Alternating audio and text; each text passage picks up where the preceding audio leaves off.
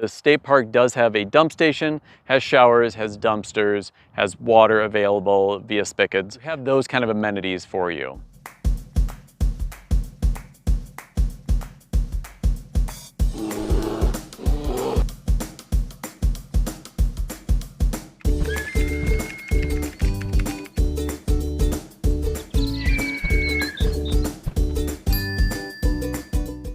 Hello everyone and welcome back to the channel. So today in my continuing effort to document and review a lot of the New Mexico State Parks, we're going to go ahead and take a look at Heron Lake State Park. So I'm going to have you guys join me along and we're going to do a drive-through. We're going to see the different amenities that they have as well as what they offer recreationally and in the surrounding area. So I'm going to give you as much information as I can from the state park. Before we do that though, I wanted to tell you real quick, the dam was actually built in 1971. It became a state park in 1973, and the reason they built the dam was to basically be a water storage facility. It does not have hydroelectric or anything like that, but it is a storage vessel essentially for Albuquerque and some of the other towns that are downstream of here. And so it does have a very important role in New Mexico in the water storage facilities within the state. So, but what we're going to concentrate on today is the recreating part and most importantly, the camping part. Because again, with the state park annual camping pass for $225, it's a great deal that I can come here and camp for free. And so it's a great system, and that's why I want to hit all these state parks while I have the chance and while I have that pass that'll last me one full year. Without further ado, let's go ahead and check out Heron Lake State Park and see what they have to offer.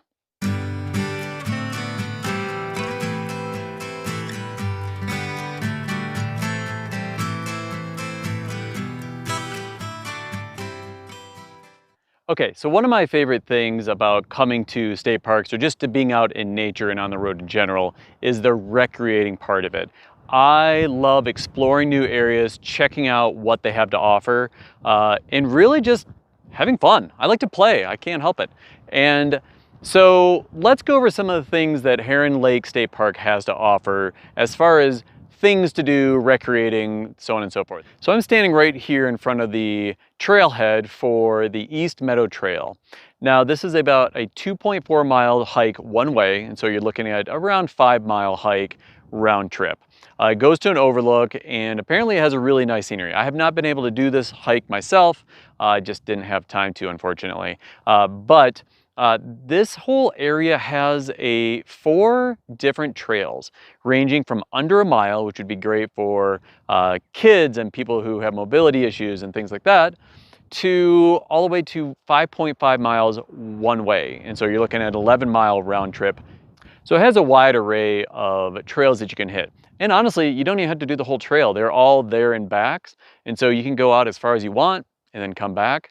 It is a really pretty area. You have junipers out here. You have, I believe, pinyon pines as well. And so you have very lush green areas around us. And it's also just teeming with wildlife.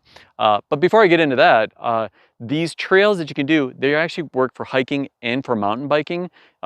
3 of them, they actually really recommended doing it as a mountain biking trip because they're just really nice trails. They're really packed down, they're gravel, and so there's not a lot of roots in the way. So it makes for a very enjoyable experience to walk around.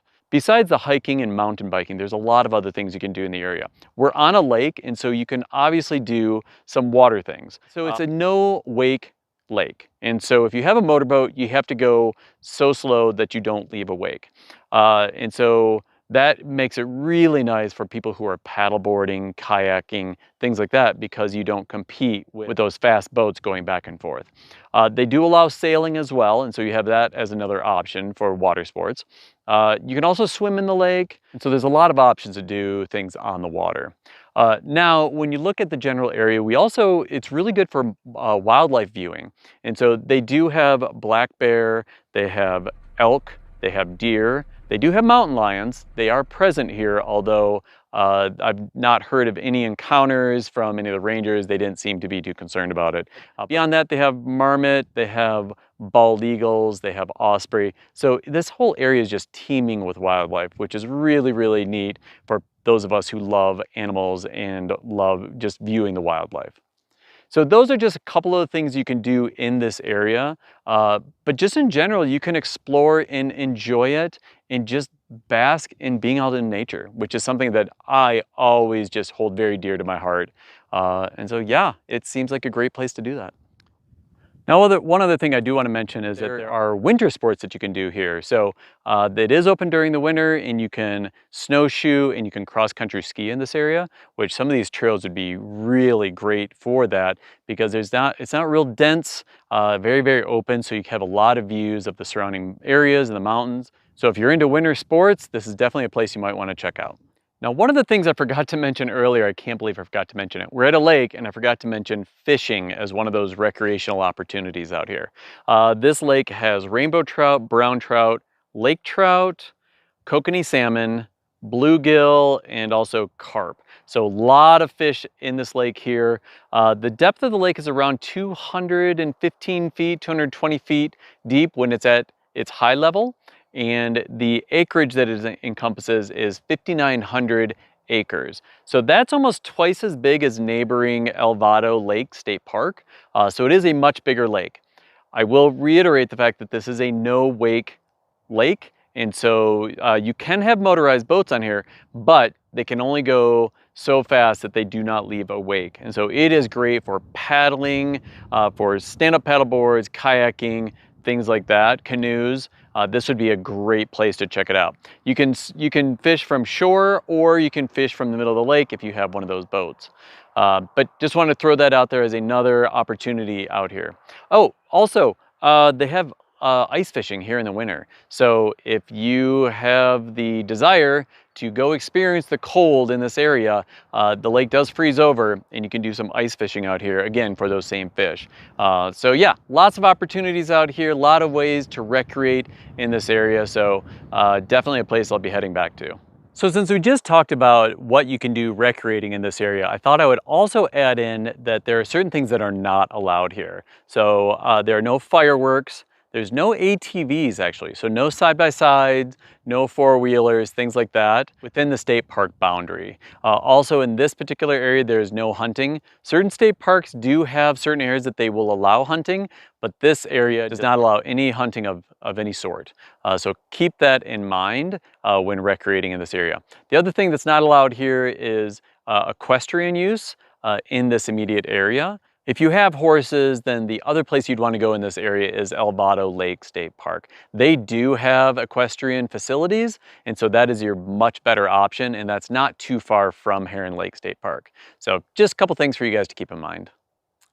All right guys, now on to the camping in the area. So we have a couple different options here. All the sites, all the developed campgrounds are reservation only. So there are no walk-up sites any longer. Don't come here thinking that you're gonna get an actual site and not have a reservation. So keep that in mind. Again, with the reservation system, you're looking, if it's only one night, you're spending $4. For 2 nights, you're spending $8. And for 3 nights or more, you're spending $12. I don't have enough fingers for that, but 10 and 2. So just kind of keep in mind, it's $12 if you are gonna be here more than 3 days. It's a flat rate at that point. And so if you're here for 2 weeks, it'll be $12 reservation fee, which is less than $1 a day. So not too bad, something to consider. Now, if you don't want to make a reservation or you don't plan enough in advance, which is how I usually kind of roll, but there are another option for that. So you have 2 primitive options. You have the Rincon, and then I believe the other one is Little Osos. And so those are your 2 primitive options. If you don't want to plan ahead, you can do that. I will warn you though, some of the roads to those areas can be a little rough, especially if you have inclement weather, any kind of wetness and so forth. So what I'd recommend is that you call the state park office here at Heron Lake State Park and ask them what the road conditions are to those areas. Some vehicles it might be fine on. My motorhome, it might have a little trouble because they can get washed out, and it can also get very muddy if you've had recent rains. So just something to keep in mind. But when we're talking about the developed sites like right here, we have 250 campsites in this area. That's divided between about 8 different campgrounds. The 250 sites, out of those, 54 of those have electric, water and or electric. So they have some sort of hookups on those. So 54 of those. It gives you lots of options if you want to have those facilities, if you need to have electric, let's say you want to run an air conditioner, because we're about at 7,100 feet elevation. So while it is a higher elevation, it can still get a little warm here in the summer. And so if you do have air conditioning, you can get one of the spots in those campgrounds with one of those 54 sites. And that's just an extra $4 per day to use the electric. So again, the base camping is included in your annual pass if you have one, the annual camping pass. So it's included in it for that, but the electric is an extra $4 per day. So something for you guys to keep in mind. Now in the campgrounds, they have various amounts of amenities. So this one just has picnic tables, a shade structure, and a fire ring. Some of the other ones may not have the shade structures. They all have either vault toilets or flush toilets. The ones with the 54 hookup sites, those have showers, and so that's something to keep in mind. And even if you stay in this campground, you can drive over there and use the showers over there. Same with the dump station. So the state park does have a dump station, has showers, has dumpsters, has water available via spigots, and so just you have those kind of amenities for you. Now, when we're talking about this general area, I will also mention the cell service. The cell service is actually really good here. It was enough that I could stream a program last night, and I can stream YouTube, no problem at all. I was also able to even do a video call with a friend, and so the internet connections are pretty good here. I'd say Verizon is a little better than AT&T, but not by a huge margin. So both of those, you're gonna have service here, and you're not gonna have any problems. Now, when it comes to other amenities such as groceries and gas and things like that, about 10 miles away from here, you will get to a gas station, and then not a big grocery store, but they have a Family Dollar. So my recommendation is, if you have certain foods you like, come prepared for those, because a Family Dollar will only have a small amount of food items. And so do your major grocery shopping before you leave the city that you're in or the town, and then come here fully stocked in supplies. That's what I'd recommend, because again, 10 miles away and not an actual big grocery store, I always want to come a little more prepared than that.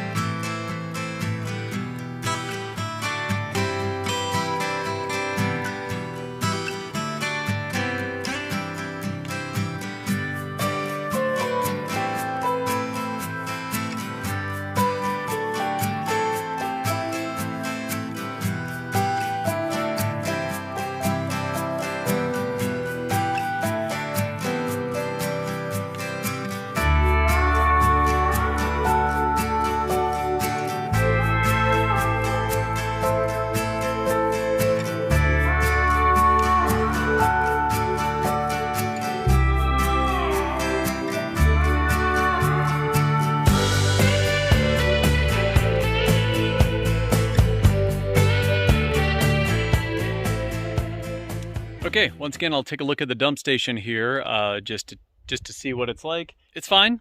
I mean, it has running water, it has rinse water, and the dumping facilities. You know, there's only one slot, one place to pull through, which isn't a big deal. You would just have to line up if it's very busy. But again, it's nice that it has that to offer, and so if you're part of the annual pass, you can use these dump stations for free, which is really key. That'll save you between $5, $10, $15 just that alone each time you have to dump. So just something to keep in mind.